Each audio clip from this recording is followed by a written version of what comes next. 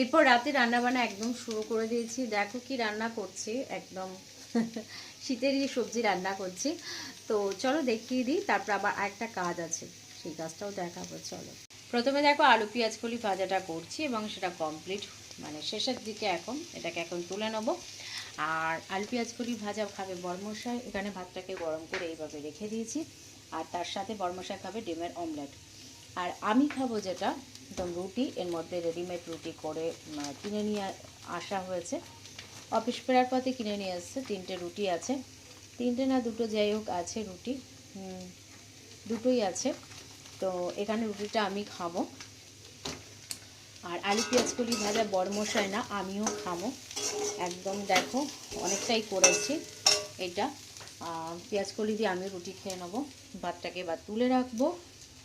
রান্না করতে করতে হঠাৎ করে অনলাইনে অর্ডার করেছিলাম কিছু জিনিসপত্রে হঠাৎ করে প্রয়োজন আছে সেই সব জিনিসপত্র, এই জন্য অর্ডার করা হয়েছে। দেখো এই মাত্র ডেলিভারি দিয়ে গেল।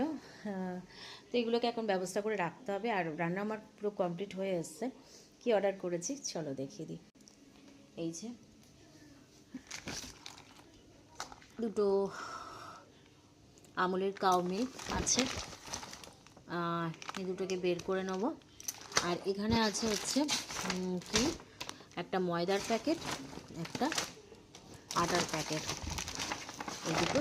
এটা আছে আটা, তার সাথে আছে মুগ ডাল। আর এখানে কিছু জিনিস আছে, যেটা হচ্ছে সার্ফ এক্সেল 1 কেজির একটা, আর 2টো ভিম বার। এগুলো হচ্ছে সংসারের জিনিসপত্র লাগবে।